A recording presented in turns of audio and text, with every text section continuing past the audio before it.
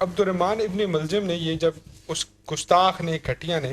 جب آپ پہ وار کیا تو آپ فجر کی نماز جو ہے وہ پڑھانے کے لیے اذان دے کے رک چکے تھے اور سجود تھے، سر بے سجود تھے، نماز پڑھ رہے تھے۔ پہلی دو سنتیں جو ہیں وہ بھی کہا جاتا ہے اور یہ بھی کہا جاتا ہے کہ نفلی عبادت آپ کر رہے تھے۔ اس کے علاوہ یہ معاملہ یہ تھا کہ آپ نے اس کو جگایا آ کے کہ اٹھو نماز کا وقت ہے، اس طرح مسجد میں سوتے نہیں ہیں، اور پھر یہ سلسلہ جاری و ساری ہوا۔ جب وار لگنے سے آپ رضی اللہ تعالیٰ عنہ کی داڑھی مبارک بالکل لال رنگ کی ہو گئی، اس قدر وہ سخت وار تھا۔ اور جب آپ نے حضرت امام حسن کو اشارہ کیا کہ جائیں نماز پڑھائیں، امامت کریں، فجر کا وقت ہے، اور حضرت امام حسن نے نماز پڑھانا شروع کر دی۔ اس کے بعد یہ سلسلہ جاری و ساری رہا، اور پھر آپ نے امام حسن، حسین اور حضرت عباس کو کہا کہ رضی اللہ تعالیٰ عنہ کو کہا کہ مجھے گھر لے کے جایا جائے، کیونکہ وہ یہ چاہتے تھے کہ ان کے کانوں میں جو ان کی صاحبزادیوں کی رونے کی آوازیں تھیں جو ہے وہ آنا شروع ہو چکی تھی، کہ جلد از جلد ان کو گھر پہنچایا جائے، اور ان کے جو چاہنے والے تھے وہ سارے سوگ منا رہے تھے۔ جب ان کو گھر پہنچا دیا گیا تو ایک عجیب جم غفیر تھا، اور ہر طرف لگ رہا تھا کہ بس قیامت کا منظر ہے، اور ہر شخص جو ہے وہ رو رہا تھا۔ اور یہاں پہ جو ہی عبد الرحمن بن ملجم نے بتایا کہ یہ جو وار تھا، اس وار کی وجہ سے حضرت مولا علی کی شہادت اس لیے پوسیبل ہے کہ وہ وار جو ہے وہ ایک گہری زہر میں، ایک سب سے جیسے کہ آپ کہہ لیں کہ اس وقت کا نیاب زہر تھا، اس زہر میں تقریباً 11-12 دن وہ جو تلوار ہے وہ پڑی رہی ہے، تو اس لیے تو پھر یہی جو ہی آ کر بتایا گیا تو پورے گھر میں مزید چیخو پکار کر سب رونے لگے، اہل بیت رونے لگے، کہ ایک جسے کہتے ہیں نا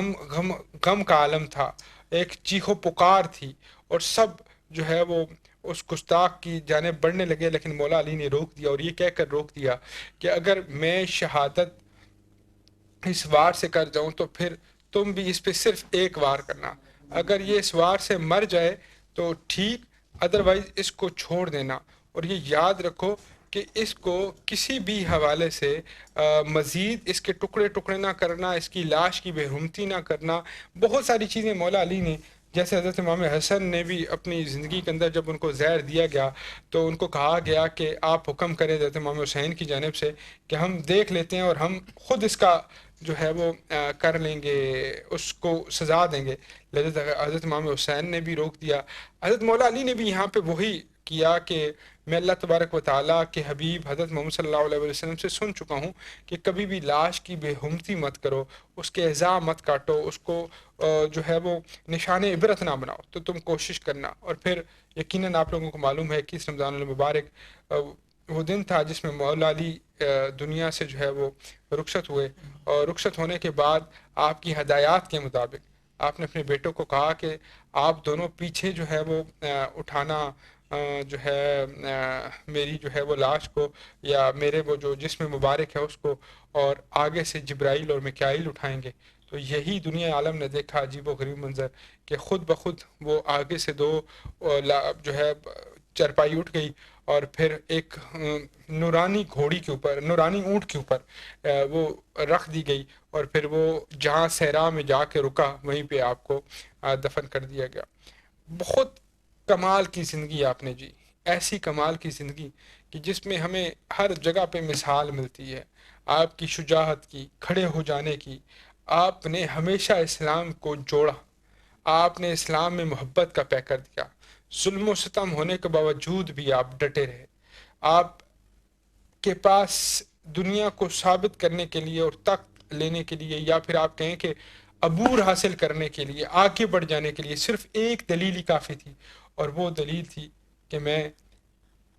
اہل بیت سے ہوں، میرا تعلق کریم آقا کے گھرانے سے ہے، میں فاطمہ الزہرا کا شور نامدار ہوں،